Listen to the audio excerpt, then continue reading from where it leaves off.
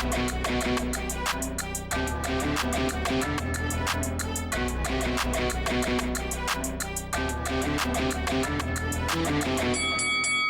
guys, welcome to Boxing Squared for boxing news and views from around the internet.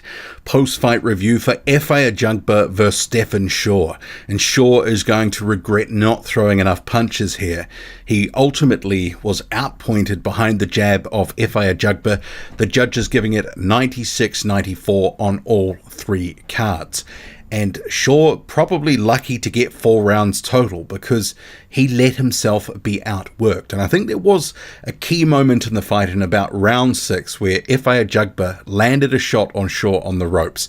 And after that, Shaw, who had to that point, it felt like he was starting to build up to something. He was just too passive, just too hesitant. He let too many rounds slip away, and Efe Ajagba was consistent. He was boring, he was disciplined, he was patient, he just kept working the jab, the 1-2. There was the odd other shot, but for the most part, he was very predictable with his work and what he was doing. He was just doing more of it than Shaw. It had started as a battle of the jabs, but Stephan Shaw started to put his jabs away, and there was some crazy stat after about 8 rounds where they had Efe Ajagba's total jabs landed at 78 and Shaw's total punches at 65, and that was total punches, whereas the 78 was all jabs for Ajagba. And yeah, so Ajagba, he was doing what his corner was wanting, using his reach, and interestingly, Stephan Shaw opted the whole night to box from the outside. He barely worked the body. There was the odd stab jab to the body and sometimes a right hand, but he only really started to sort of work that in, in the later rounds, but it was just too infrequent, too little, too late. And you had Efe Ajagba, who just, he calls himself the silent roller these days.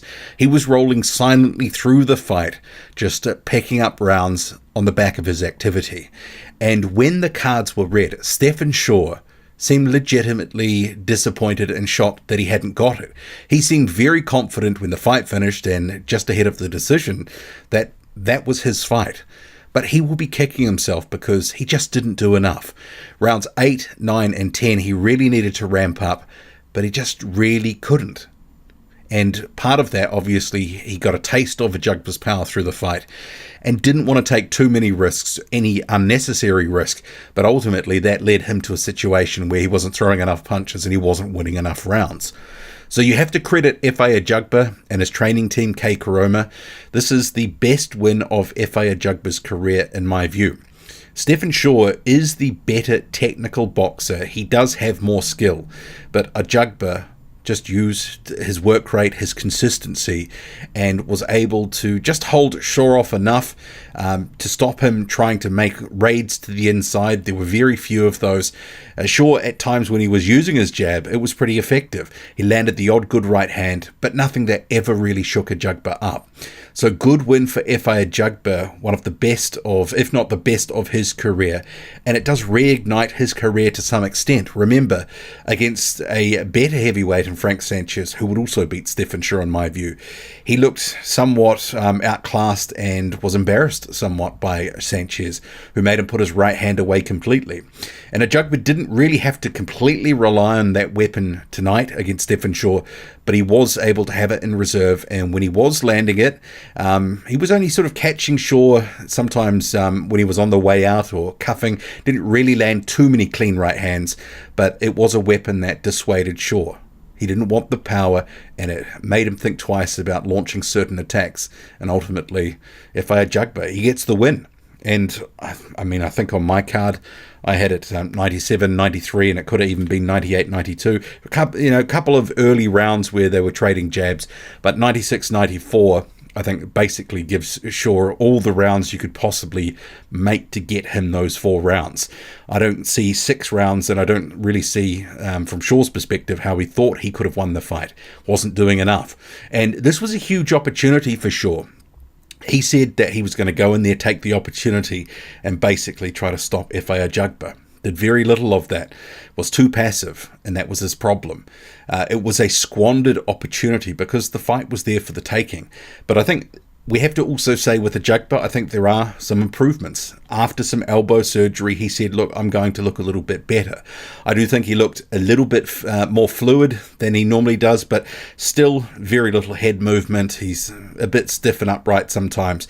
But occasionally, actually, when he threw some combinations or was moving, he actually looked less stiff and immobile than he normally does. It was a better performance from that standpoint.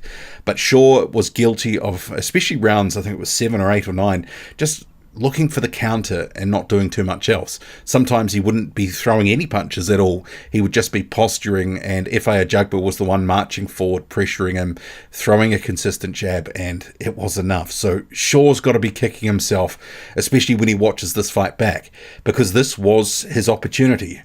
He said that he's been denied opportunities in the past and that this was something he was going to take with two hands and basically make the most of it.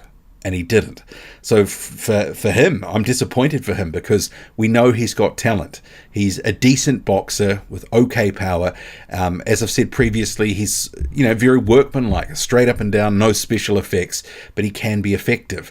But in this fight, just didn't let his hands go enough. So it's a real shame for him, and he's at risk of dropping back into obscurity. He really is.